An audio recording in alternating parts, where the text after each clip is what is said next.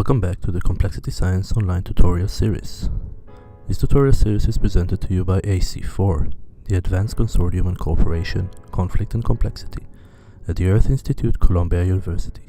So far, we have seen how complexity science has developed. In this second module, we will look at the differences between complicated and complex systems.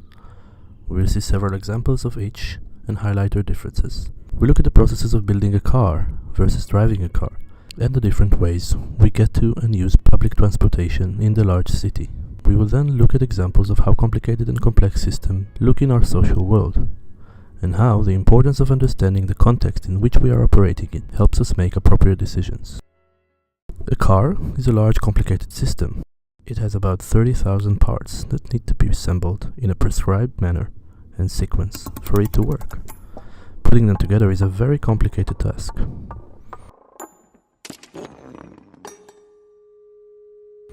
In addition to building it, you can also break a car down into components and understand how it works, through understanding its pieces.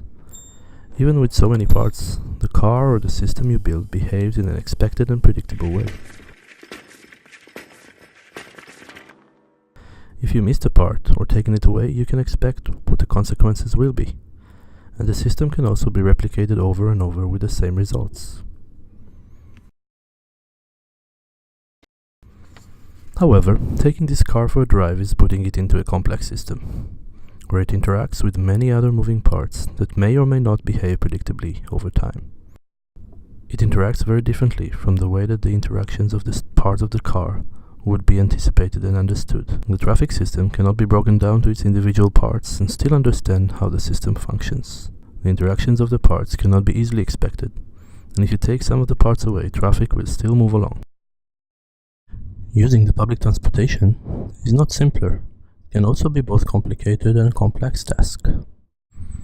Taking the subway in Tokyo may be a simple thing, a predictable action without the need to interact with other elements of a system. Determining what route to take to get from point A to point B in the Tokyo subway system is very complicated. However, getting to the subway station can be quite complex, requiring one to coordinate movement within a crowd of hundreds of individuals traveling to various locations. Let's move now to see how complicated and complex systems work in the social life. Have you ever joined a new workplace? Have you ever been introduced to the organization's chart outlining the roles and responsibilities of each part of the structure? Organization charts can be very complicated or simple, depending on the size of the workplace and the clarity of interactions within it. But what the chart will never show you is the complexity of the human dynamic that makes up your workplace. The differences between complicated and complex systems show us how important it is to know and understand what type of system we are situated and operating in. Are we in a complicated world of a car mechanic, or are we in the complex world of the traffic policeman? Several attempts have been made to suggest a framework that will help us distinguish in what sphere we are working and operating.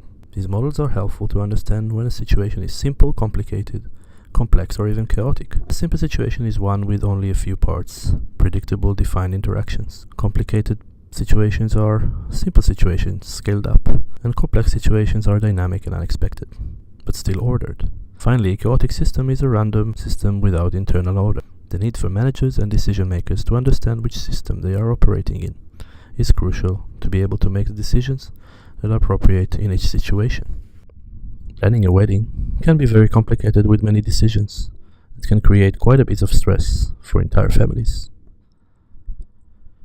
Making sure that the event will be the best it can be and will meet the couple's expectations is extremely complicated. But the event itself is much more complex than complicated. Parts interact in sometimes unexpected way, and small, malfunctioning parts can end up causing big effects. Recapturing the learning from this module, we can say that complex systems and complicated systems are different. Complicated systems, while containing many parts, are predictable and can be replicated. While there are also many parts in complex systems, the interaction between those parts cannot always be precisely predicted nor reproduced. Also, to be able to know how to interact appropriately with the system, you need to understand in what kind of system you operate. These are the sources that has been used to make this module.